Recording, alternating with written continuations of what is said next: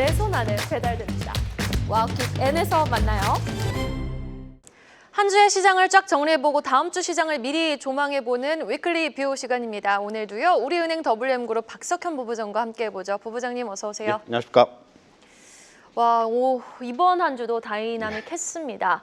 5거래일 중 4거래일 연속 상승을 하더니 한 주의 마지막 거래에 이렇게 큰 낙폭을 보일 수가요. 변동성이 좀 극심했던 한 주였는데 좀 정리를 해주신다면요. 일단 미국 시장이 좀 부진했던 부분이 한국 시장에 좀 부정적인 영향을 미쳤던 것 같고요. S&P 500 지수가 지금 11월 달에 1.5% 좀 조정을 보이고 있는데 6개월 연속 10월 달까지 상승을 하다가 이렇게 7개월 만에 지금 하락 조정을 기록을 하고 있는 거고요. 시가총액 상위 종목 한 8개를 보게 되면 애플을 제외하고 나머지 7개 종목은 모두 지금 약세를 기록하고 있는데 엔비디아가 그러니까 11월 들어서 네. 7.7% 정도 하락을 하고 있고요. 테슬라가 가장 많이 하락을 했어요. 12% 하락을 기록을 하고 있고 메타 주식이 5.9% 하락을 기록을 하고 있는데 테크들이 다 쉬어가는 11월이네요. 예, 맞습니다. 주목해볼 부분은 메타가 될 것 같고요. 왜냐하면 메타 플랫폼스 주가는 11월 들어서는 한 6% 정도 하락한 거에 그치고 있긴 하지만 지금 4개월 연속 하락입니다. 9월부터 9월, 10월, 11월, 그러니까 8월부터죠. 메타가요? 예, 네.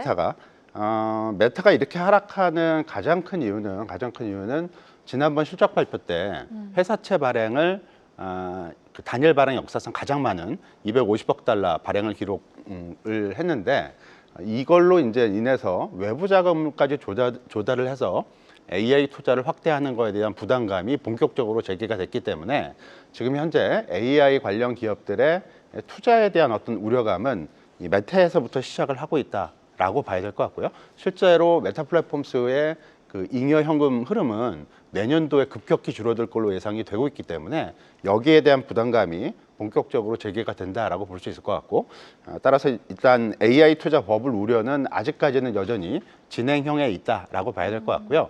이런 부분들이 당분간은 시장 불확실성을 좀 높이는 요인으로 작동을 한다라고 볼 수 있을 것 같습니다.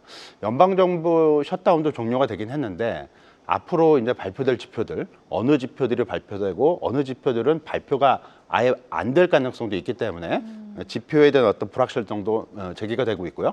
그리고 이제 미국 연준의 12월 달 금리 인하에 대해서도 지금 이 부분이 좀 확실시 되다가 다소 지금 불확실성 영역으로 좀 넘어가고 있기 때문에 이 부분도 주가 조정을 이끌어냈던 요인이다라고 볼 수 있을 것 같고요. 우리나라 금융시장에서 채권 금리가 급등하고 원달러 환율이 불안정성을 보인 부분도 한국 시장에는 다소 부정적인 요인으로 작동을 할 것 같습니다.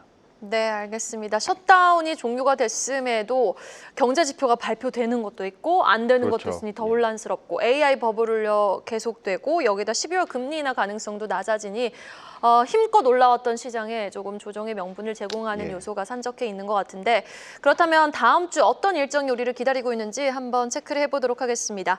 엔비디아 일정이 많아요. 여기다 지금 17일이 비어있긴 하지만 ABL 바이오 또 IR이 예정되어 있고 국내에서는 무엇보다도 뭐 NC소프트 신작 출시 그리고 FOMC 의사록 발표가 있는데 일단 엔비디아에 좀 가장 좀 주목을 하시겠네요. 그렇죠. 아무래도 지금 최근에 어떤 조정 요인 중 가장 큰 요인은 아무래도 AI 버블과 관련된 논란이기 때문에 엔비디아 실적이 이 부분을 좀 진정을 시켜줄 수 있을지. 다시 한번 젠슨왕 CEO가 등판해서 예, 맞습니다. 이 부분이 가장 주목받고 있는 건 사실인 것 같습니다.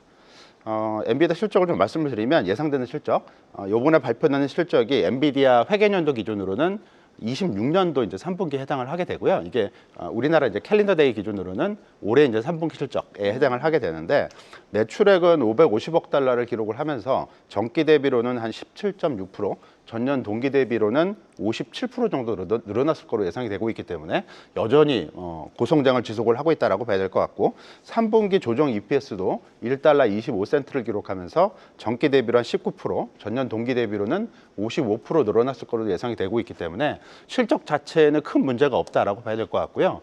순이익 규모를 한번 보게 되면 미국 그 회계 기준으로 보게 됐을 때 294억 달러가 예상이 되고 있는데 원화 기준으로는 분기 순이익이 43조나 되는 거니까 웬만한 대기업, 그러니까의 1년치 순이익을 분기에 벌어들이고 있는 게 지금 엔비디아라고 볼 수 있을 것 같습니다. 물론 엔비디아 실적이 최근 한 1, 2년 동안은 한 100% 이상 분기 기준으로는 뭐 한 400% 이상을 기록한 적도 있긴 하지만 그건 이제 베이스가 상당히 낮았을 때 얘기고 지금은 이미 베이스가 많이 올라왔기 때문에 50% 이상의 순이익 성장, 매출액 성장만으로도 상당히 좋은 실적이다라고 볼 수는 있을 것 같습니다. 그리고 이번 분기에 S&P 500 기업의 실적 발표가 한 85% 정도 마감이 되는데요. 네. 한 80% 이상이 서프라이즈 실적을 기록을 했기 때문에 엔비디아도 예상보다 높은 실적을 기록할 수 있지 않을까라고 기대가 되기 때문에 실적에 대해서는 그렇게 문제가 되지는 않을 것 같고요. 근데 이거보다는 항상 이제 실적 발표 시즌에서 주목이 되는 거는 엔비디아가 제시할 향후 실적 가이던스가 어떻게 될지 이 부분을 주목을 해봐야 될 것 같고, 그리고 다른 하나는 매출 총 이익률, 그러니까 수익성이 얼마나 좋아질 것이냐 이 부분인데, 지금 엔비디아 수익성은 분기별로 계속 낮아지다가 직전 분기에 반등을 기록을 했고요. 이번 분기에도 매출 총이익률이 73.6%를 기록하면서 전분기 대비 2개분기 연속 좋아질 걸로 예상이 되고 있기 때문에 이런 부분들을 충족시켜 줬을 수 있을지 이런 부분들도 관심을 가져야 될 것 같고요. 마지막으로는 앞에서 말씀드렸듯이 지금 우리나라도 그렇고 미국도 그렇고 주가 조정의 어떤 큰 부분을 차지하는 게 AI 투자 버블론이기 때문에 네. 엔비디아 젠슨왕 CEO가 AI 산업 그리고 AI 산업과 관련된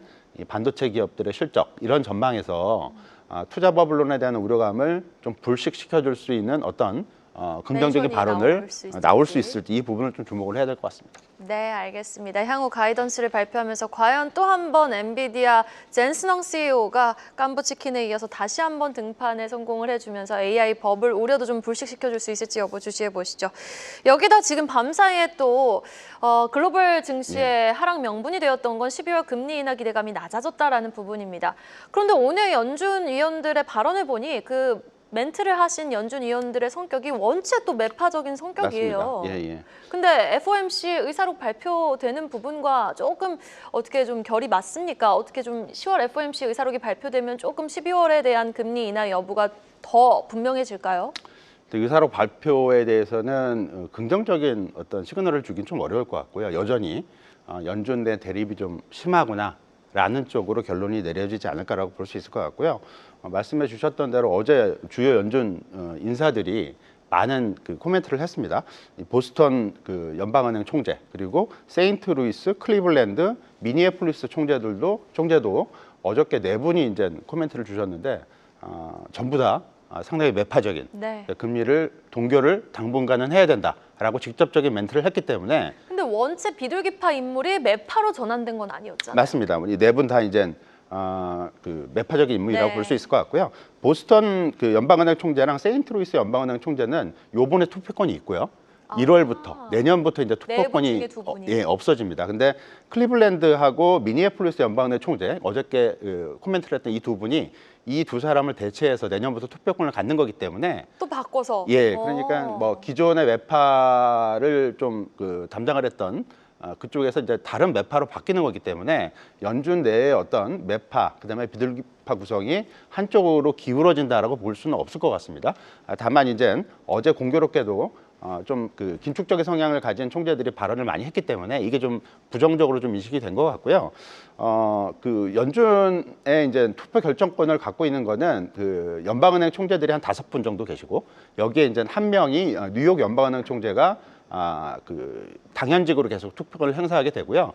나머지 7표를 연준 이사들이 진행을 하게 됐는데 이 연준 이사들은 상대적으로는 완화적인 어떤 성향을 갖고 있기 때문에 연준 내의 어떤 그 통화 정책의 어떤 성향 이런 것들이 매파로 완전히 기울었다라고 판단하기 좀 어려울 것 같고요. 네. 다만 이제 다음 주에 있을 회의록은 10월달 FOMC 결과에 대한 회의록이 발표가 되는 거기 때문에 기존에 연준 내에서 확인이 됐었던 양분된 어떤 의견, 좀 대립적인 의견이 다시 한번 확인되는 그런 과정을 거치게 되지 않을까라고 볼 수 있을 것 같습니다. 네, 알겠습니다. 자, 지금 코스피가 주간 단위로 한 주 만에 상승 전환에는 성공을 했지만 한 주의 마지막 거래 이렇게 낙폭이 3% 넘게 확대가 되니 찝찝한 것도 사실입니다. 예. 다음 주 시장은 어떨까요? 일단 이번 주 흐름은 지난 조정보다는 다소 조금 약간 좀 조심스럽게 볼 필요성은 있을 것 같습니다. 왜냐하면 조정 원인을 제공했던 핵심적인 요인은 두 가지거든요. 그러니까 말씀드렸던 대로 AI 버블에 대한 어떤 논쟁 그리고 12월에 연준이 금리를 안 내릴 수도 있다는 우려감. 이 두 부분이 해소가 돼야 조정이 마감되고 다시 상승 전환 쪽으로 모색을 해볼 수가 있을 텐데 AI 버블 논쟁은 당장 해소되기는 어렵고 다음 주 엔비디아 실적 발표 이후에도 이런 부분들이 지속이 될 가능성은 아직 남아있다라고 봐야 될 것 같고요. 그리고 FOMC 같은 경우는 12월 FOMC에 대한 어떤 시그널들이 FOMC 이전에 확정적으로 나오기 좀 힘든 상황이다라고 볼 수 있을 것 같고 12월 FOMC에서도 금리 결정 여부를 떠나서 내년도 점도표에 대한 불확실성도 있기 때문에 당분간은 시장 흐름이 추가적인 어떤 고점 경신 이쪽으로 이어지기보다는 좀 시간 경과 약간의 어떤 매물 수호 과정을 좀 거치는 과정이 좀 필요하지 않을까라고 볼 수 있을 것 같고요. 우선적으로는 지지선이 확보될 수 있을지 이런 부분들을 1차적으로 확인하는 어떤 시장 대응이 좀 필요하지 않을까라고 볼 수 있을 것 같습니다. 네, 알겠습니다. 자, 여기까지 이야기 나눠보도록 하겠습니다. 지금까지 우리은행 WM그룹 박석현 부부장과 함께 해봤습니다. 부부장님 오늘 말씀 고맙습니다. 네, 감사합니다. 계속해서 다양한 경제 이슈를 알고 싶다면 구독과 좋아요, 알림 설정 부탁드립니다. AI 캐스터 권미정이었습니다.